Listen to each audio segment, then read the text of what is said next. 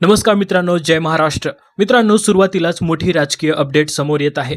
रोहित पवार यांच्या खुलाशानंतर उपमुख्यमंत्री अजित पवार यांच्या अपघात प्रकरणाला नव्याने वळण मिळाल्याची चर्चा रंगली आहे. या पार्श्वभूमीवर सेंट्रल ब्युरो ऑफ इन्व्हेस्टिगेशन म्हणजेच CBI कडून काही महत्त्वाची माहिती समोर आल्याचा दावा केला जात असून राज्याच्या राजकारणात खळबळ उडाली आहे. दरम्यान शरद पवार ॲक्शन मोडमध्ये आल्याचं बोललं जात असताना पक्षांतर्गत हालचालींनाही वेग आला आहे. सुप्रिया सुळे यांची राष्ट्रीय अध्यक्षपदी निवड झाल्याच्या चर्चांना राजकीय वर्तुळात उत्सुकता वाढवली आहे. तसेच प्रफुल्ल पटेल आणि सुनील तटकरे यांच्या भूमिकेबाबतही प्रश्न उपस्थित होत आहेत. या सर्व घडामोडींचा नेमका अर्थ काय आहे, कोणत्या खुलाशामुळे राजकारण ढवळून निघालं आणि पुढे काय घडू शकतं हे सविस्तर पाहूया मित्रांनो. सर्वप्रथम एक महत्त्वाचा मुद्दा स्पष्ट करूया. कोणत्याही नेत्याच्या मृत्यू, अपघात आणि कथित हत्येबाबत अधिकृत पुष्टी नसताना ठोस आरोप किंवा निष्कर्ष काढणे योग्य ठरत नाही. त्यामुळे घडामोडींकडे तथ्याधारित आणि संयमाने पाहणे आवश्यक आहे. आता बातमीकडे वळूया. रोहित पवार यांनी अलीकडील सभांमधून अजित पवार यांच्या अपघातासंदर्भात गंभीर प्रश्न उपस्थित केले असल्याची चर्चा आहे. जवळपास 1 महिना उलटून गेला असतानाही या प्रकरणाबाबत जनतेत संभ्रम आणि शंका कायम असल्याचं ते म्हणाले.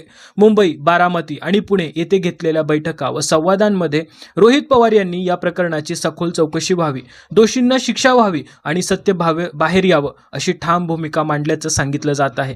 त्यांच्या वक्तव्यांमुळे राज्याच्या राजकारणात नव्या चर्चांना तोंड फुटलं आहे. दरम्यान पवार कुटुंबातील इतर सदस्य जसे जय पवार आणि पार्थ पवार यांच्या भूमिकेबाबतही विविध राजकीय विश्लेषणं समोर येत आहेत. या संपूर्ण प्रकरणाचा तपास अधिकृत यंत्रणांकडून होत असेल तर त्याचे निष्कर्ष येईपर्यंत संयम बाळगणं महत्त्वाचं आहे. पुढील काही दिवसात या विषयांवर अधिक स्पष्टता येण्याची शक्यता आहे. या प्रकरणात अनेक दावे, प्रतिदावे समोर येत आहेत. मात्र अधिकृत तपास आणि पुष्टीशिवाय कोणतेही निष्कर्ष काढणे धोकादायक ठरू शकते, हे लक्षात ठेवणे आवश्यक आहे. सुप्रिया सुळे यांनी सार्वजनिकरित्या रोहित पवार यांच्याबद्दल अभिमान व्यक्त केल्याची चर्चा आहे.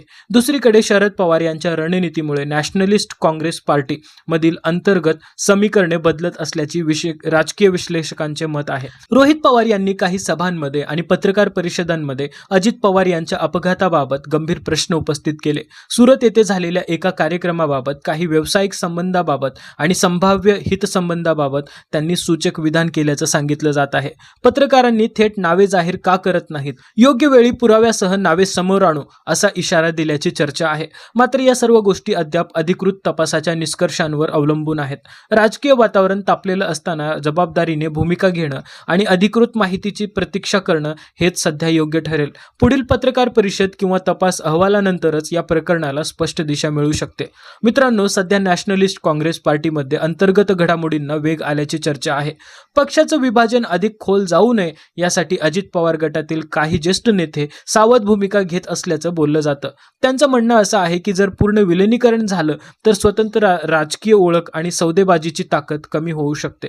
दुसरीकडे शरद पवार, सुप्रिया सुळे आणि सुनेत्रा पवार यांच्याकडून पडद्यामागे दोन्ही गटांना जवळ आणण्याचे प्रयत्न सुरू असल्याची राजकीय वर्तुळात चर्चा आहे. मात्र याबाबत अधिकृत घोषणा झालेली नाही. राजकारणात एका दगडात 3 पक्षी अशी रणनीती आखली जाते असे म्हटले जाते. म्हणजे संघटनात्मक एकजूट, जनतेसमोर सकारात्मक संदेश आणि विरोधकांवर दबाव, हे 3 उद्देश एकाच वेळी साध्य करण्याचा प्रयत्न.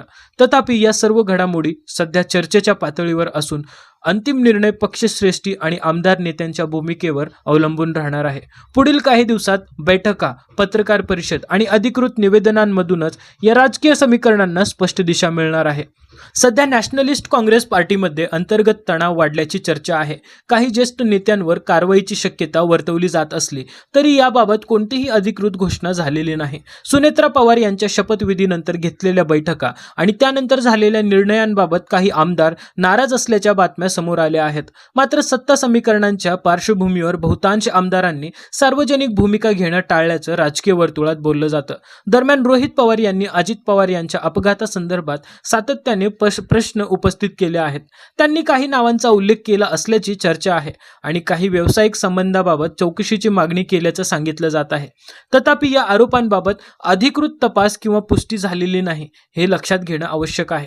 राजकीय वातावरण तापलेलं असताना आरोप प्रत्यारोप वाढतात. मात्र अंतिम सत्य हे तपास यंत्रणा आणि अधिकृत निवेदनामधूनच समोर येईल. त्यामुळे या घडामोडींवर संयमाने आणि तथ्याधारित दृष्टिकोनातून लक्ष ठेवणं गरजेचं आहे. या विषयात भाषा चर्चा आणि दावे अत्यंत गंभीर स्वरूपाचे आहेत. त्यामुळे काही मुद्दे स्पष्टपणे मांडणे आवश्यक आहे. कोणत्याही व्यक्तीवर घातपात, मारेकरी किंवा थेट गुन्हेगारी कटाचा आरोप करणे हे अधिकृत तपास पुरावे आणि न्यायालयीन प्रक्रियेशिवाय निश्चित मानता येत नाही. सध्या चर्चेत असलेला मुद्दा असा आहे की रोहित पवार यांनी सार्वजनिक व्यासपीठावर काही 7 नावांचा उल्लेख करत अजित पवार यांच्या अपघात प्रकरणात गंभीर शंका व्यक्त केल्या आहेत, अशी चर्चा रंगली आहे. त्यामुळे आगामी पत्रकार परिषदेत पुराव्यासह माहिती मांडण्याचा इशारा दिल्याचं सांगितलं जात आहे. या वक्तव्यांमुळे राज्याच्या राजकारणात तणाव वाढला आहे.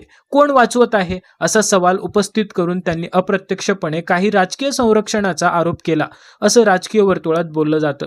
मात्र मित्रांनो, हे सर्व आरोप अद्याप अधिकृतरित्या सिद्ध झालेले नाहीत. आता लक्ष केंद्रित आहे संभाव्य पत्रकार परिषदेकडे.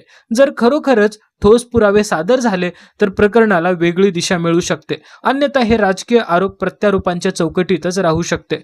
महत्त्वाचं म्हणजे अंतिम निष्कर्ष तपास यंत्रणा आणि न्यायालयीन प्रक्रियेतूनच येतात. पुढील काही दिवस राज्याच्या राजकारणासाठी निर्णायक ठरू शकतात. या संपूर्ण घडामोडीविषयी तुमचं विश्लेषण काय आहे मित्रांनो, कमेंटमध्ये नक्की सांगा.